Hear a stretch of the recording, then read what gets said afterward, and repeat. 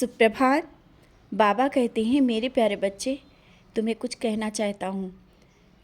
तुम अपनी सफलता के बहुत करीब पहुँच गए हो।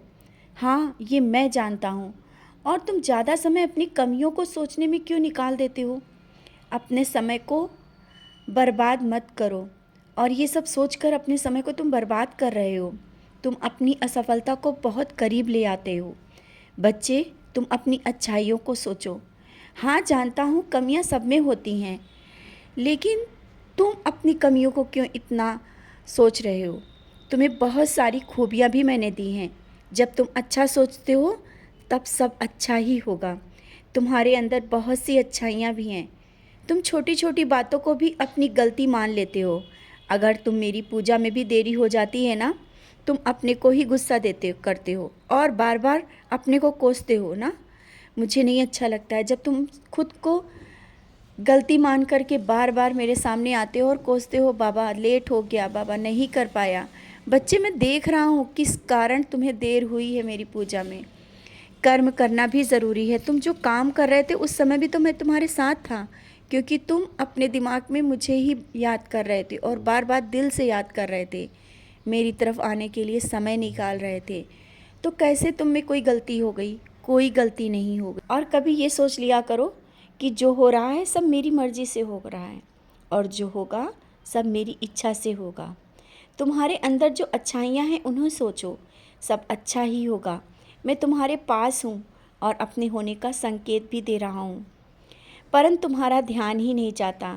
और हाँ, कभी कभी परेशानियाँ आती हैं तो तुम्हें सही राह दिखाने के लिए ही आती हैं। और अगर अभी कुछ रुकावटें आ रही हैं तो उसमें तुम परेशान मत हो। जल्दी ही वो रुकावटें बहुत ही जल्दी हटने वाली हैं और तुम्हारा हर एक कार्य सफल होने वाला है। सफलता के करीब हो, लेकिन अपने विचारों को बदलो, मन को शांत करो। जितना हो सके ना, मेरे पास आकर के बैठा करो। मैं तुम्हें बहुत ही मन की शांति दूंगा, लेकिन तुम तो ये करते ही नहीं हो। बेवजह की बातों में पड़ते हो, लोगों से बात करते हो, अपना समय बर्बाद करते हो, इधर उधर की बातें करने लगते हो, क्योंकि तुम्हारा मन बेचैन रहता है। तुम सोचते हो कि दूसरों से बातें करके मन शांत हो जाएगा। नहीं, अपने मन को शांत करने के लिए कुछ देर के लिए मेरे पास बैठना, देखना तुम्हारा मन शांत होता है या नहीं। समझ रहे हो ना?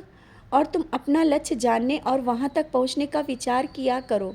जितना समय तुम मुझसे शिकायतें करते हो ना, वो समय अपनी तुम्हारी बातों में सुन रहा हूँ और उस समय को तुम उपयोग में लाओ।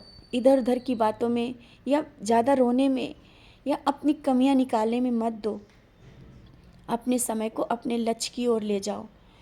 मैं तो सब देने के लिए बैठा हूँ। बार बार कहता हूँ, असफलता कभी नहीं आने दूंगा। और जो इस पहले असफलता मिली है उसी को लेकर के बैठ जाना, अपनी कमियों को ढूंढना, समय बार बार नहीं आता है। अब समय बदल चुका है। समय सफलता की ओर तुम बढ़ गए हो, तो वो जो समय आ गया है ना, उसको तुम्हें पकड़ना होगा, आगे बढ़ना होगा और वो हर एक कार्य करने होंगे।